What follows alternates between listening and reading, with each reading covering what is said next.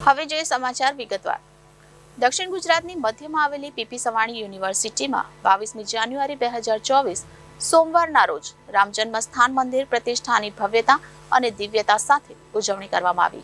રામજન્મ સ્થાન મંદિર પ્રતિષ્ઠાની પીપી સવાણી યુનિવર્સિટીમાં ભવ્યતા અને દિવ્યતા સાથે ઉજવણી કરવામાં આવી, જેમાં રામાયણના વિવિધ પાત્રોના ચિત્રો અને તેમનું જીવન કથન દર્શાવતા ચિત્રો સમગ્ર પરિસરમાં મૂકવામાં આવ્યા હતા.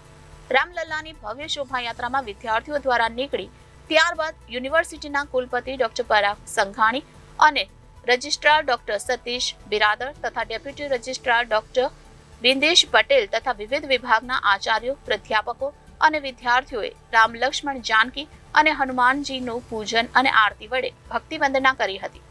અયોધ્યામાં માનનીય વડાપ્રધાન શ્રી નરેન્દ્ર મોદીજી દ્વારા સંપન્ન થતા મંદિર પ્રતિષ્ઠાના કાર્યનું જીવંત પ્રસારણ રજૂ થયું અને ત્યારબાદ યુનિવર્સિટીના કુલપતિ ડોક્ટર પરાગ સંઘાણીજીએ યુનિવર્સિટીમાં વિદ્યાર્થીઓ માટે વિવિધ નવા પ્રકલ્પોની જાહેરાત કરી, જેમાં યુનિવર્સિટી દ્વારા કાર્યરત centre for life skill course દ્વારા રામાયણના જ્ઞાનને જનમન સુધી સ્થાપિત કરવા તથા રામાયણના આદર્શ પાત્રોના જીવન કાર્યમાંથી પ્રેરણા પ્રાપ્ત થાય તેવા હેતુથી લર્નિંગ ફ્રોમ રામાયણનો 2 ક્રેડિટનો કોર્સનો આજના પાવન અવસરે કુલપતિ ડોક્ટર પરાગ સંઘાણીજી દ્વારા અનાવરણ કરવામાં આવ્યું.